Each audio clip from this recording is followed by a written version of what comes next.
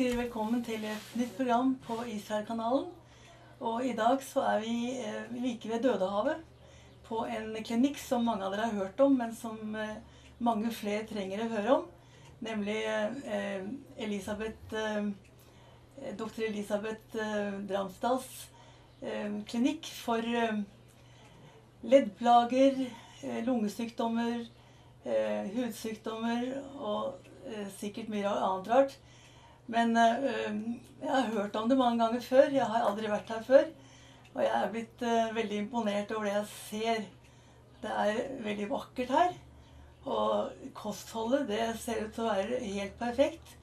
Og hotellet er smekkfullt av folk.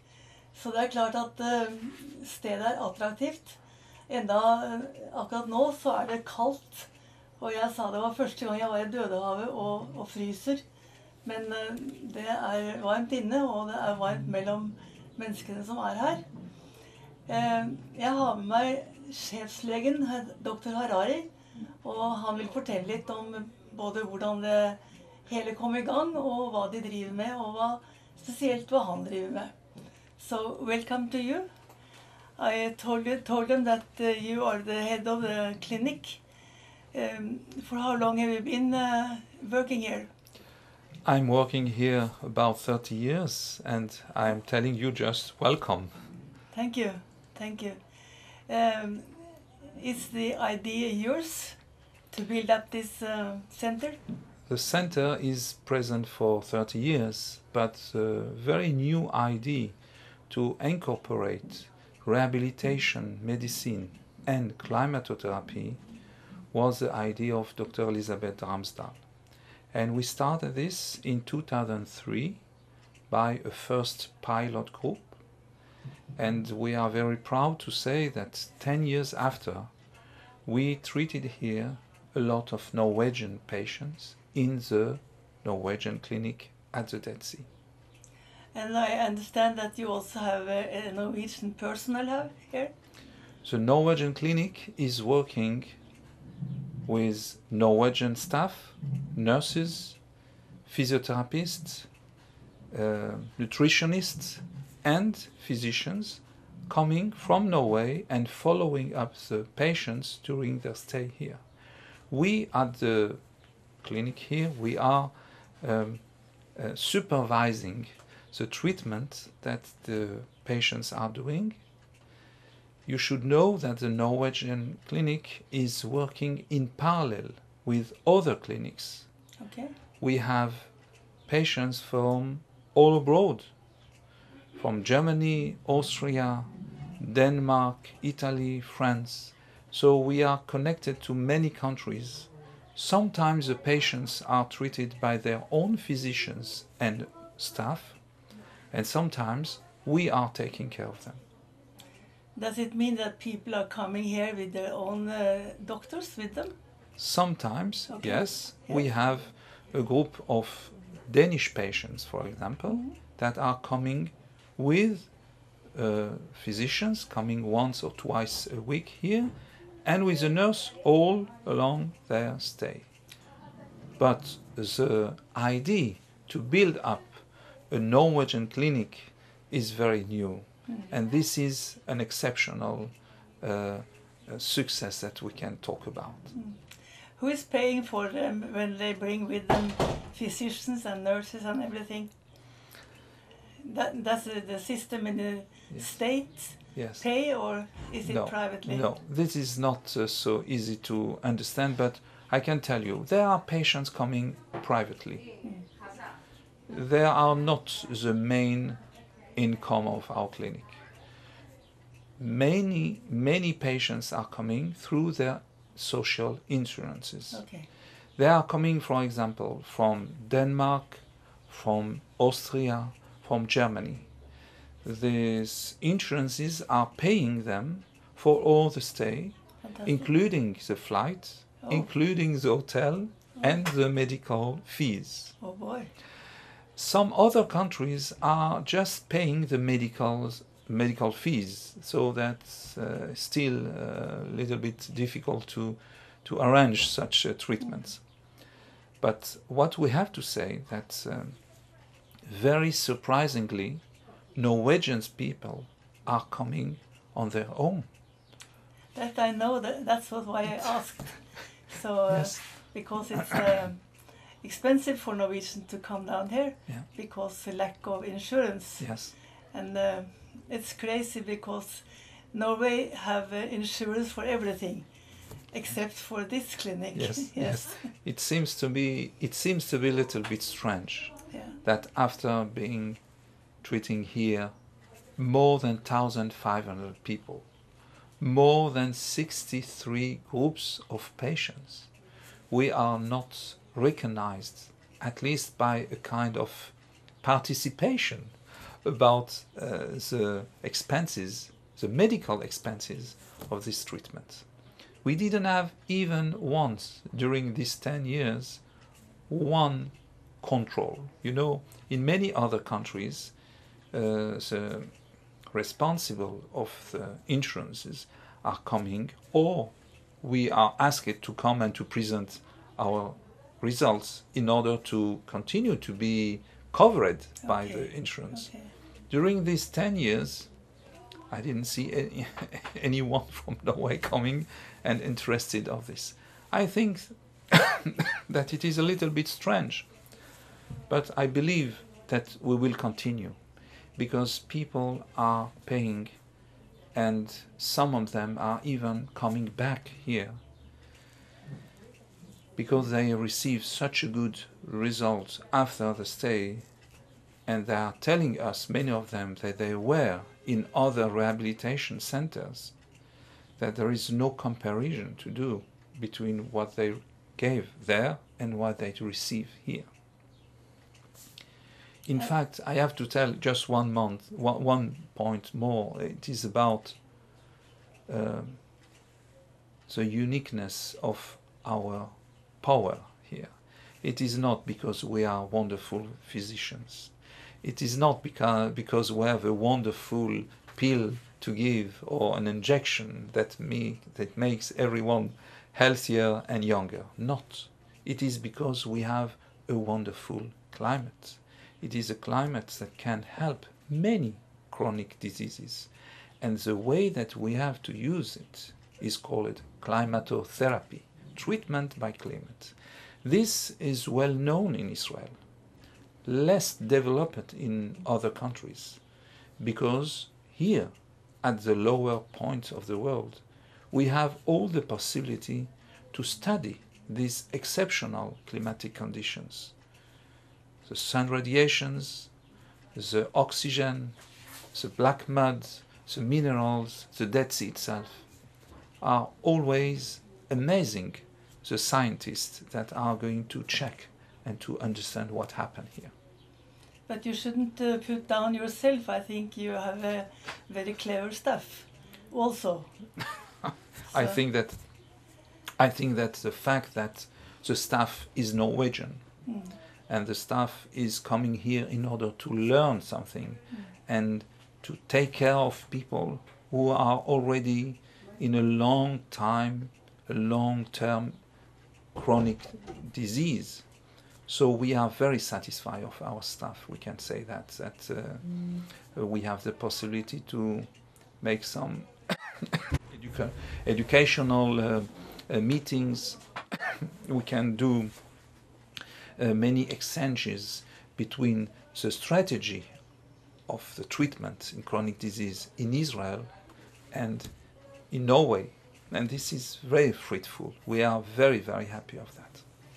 But you yourself said that you was a specialist in climate scientism. I don't know what it is even. Yes. I never heard about it.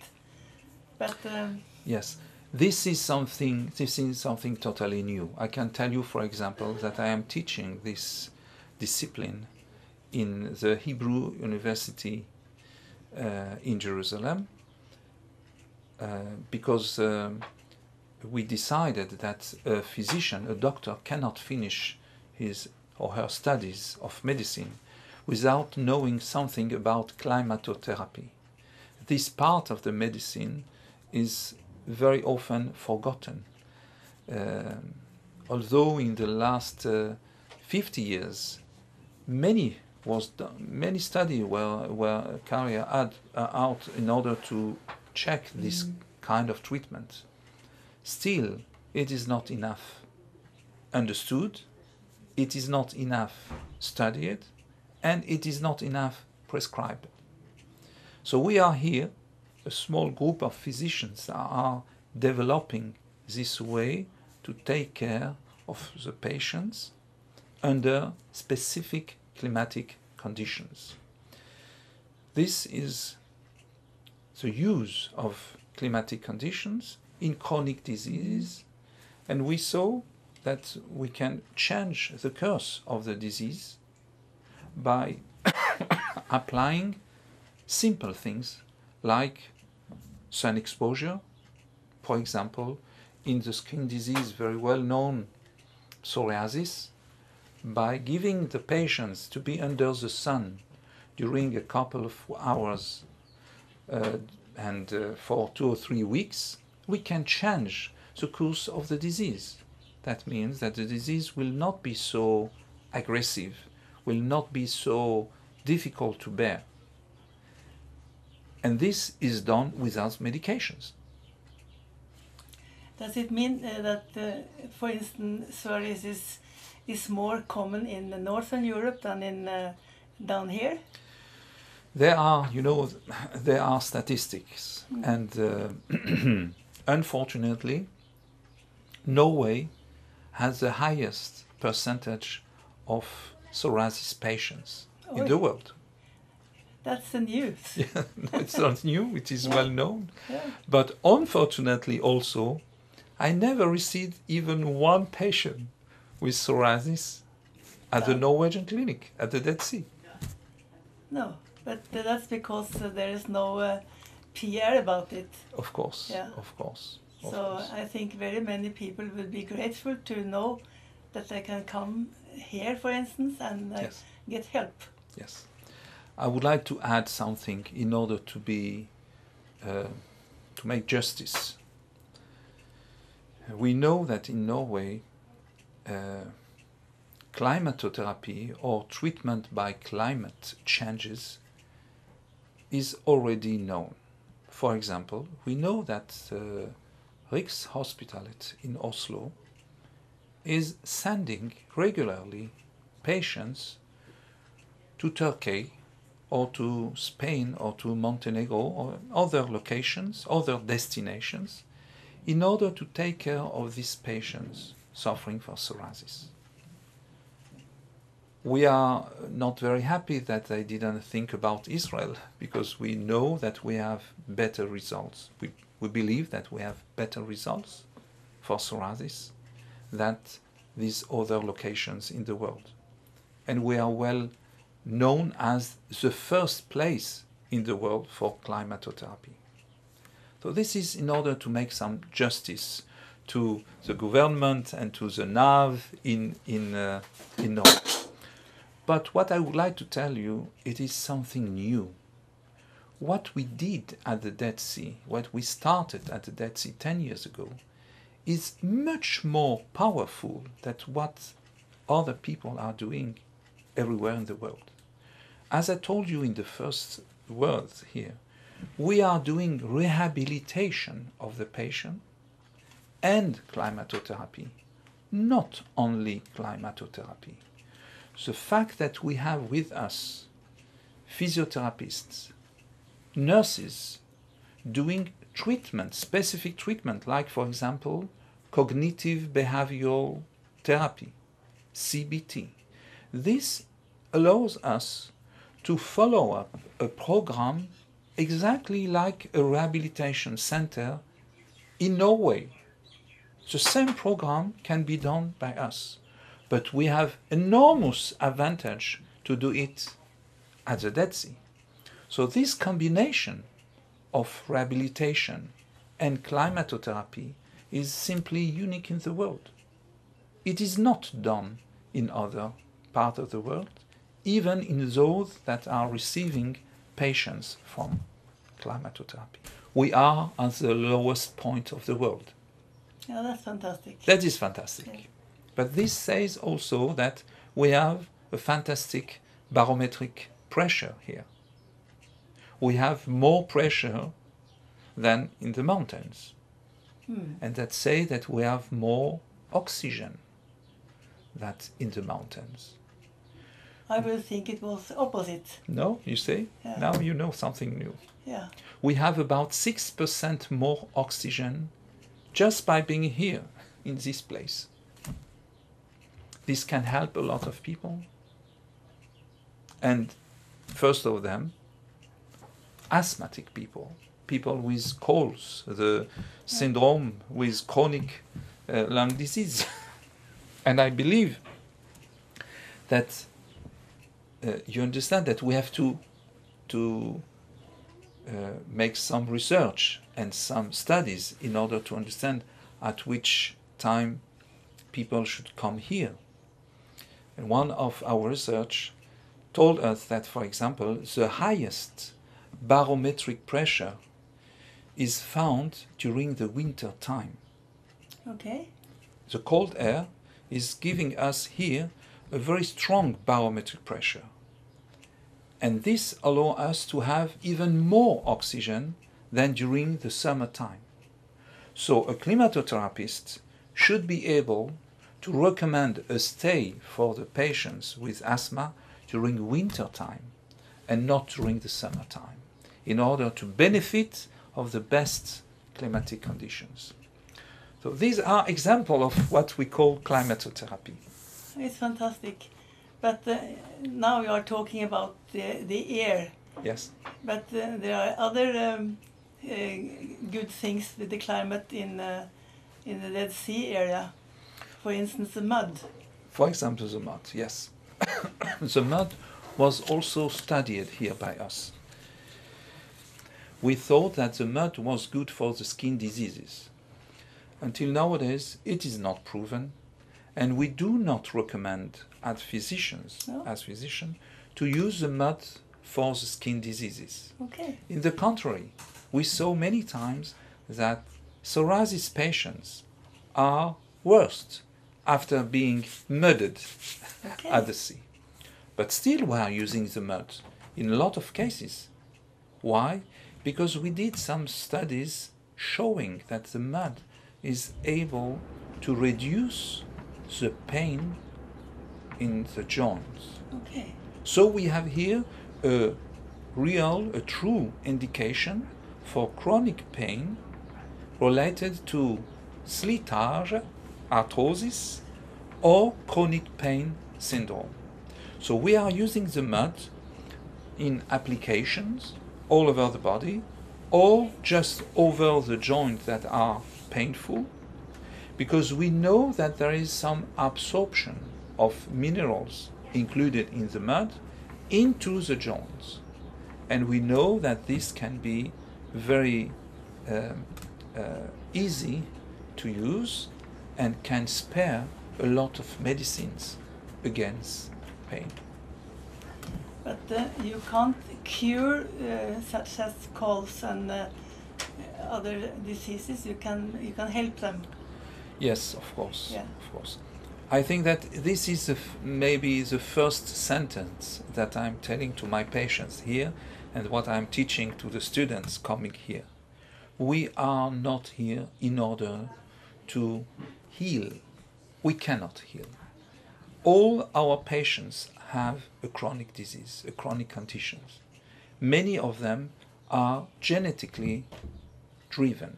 That means that it is not in our hands to change the disease. What we can do, and we do with good results, it is to alleviate the symptoms, to reduce the pain, to improve the quality of life. This is fair enough. I'm sure that you understand that if we can give to a patient a remission time, a time in which there is no symptoms of this disease, for about 6 months, 8 months, he or she will come back to receive this remission time again, because she is not, or he is not taking any medicine for that. He's just following a protocol of treatment using natural factors. And it is why we are not afraid to say that. Mrs. or Mr., dear patient, I'm not going to treat you totally. I'm not going to give you total release of your disease. Yes. But when we say that, people are understanding and they are very grateful because we are talking, at their level. We are not just lying and telling that, oh, this medicine will be excellent for you, take it. No. We say that this medicine, this natural medicine will be excellent for you. It will help for a couple of months, maybe 1 year, maybe 2 years. But this is what we have as contract between us. You are not talking against drugs, but you are talking to be more moderate.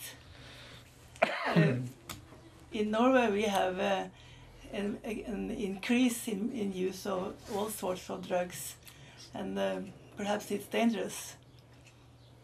So I would like to say the battle against drugs is lost. It's lost. Unfortunately, physicians are not able to win this battle because of the tremendous pressures that they have by the pharma industry. It is not possible to stay strong against this.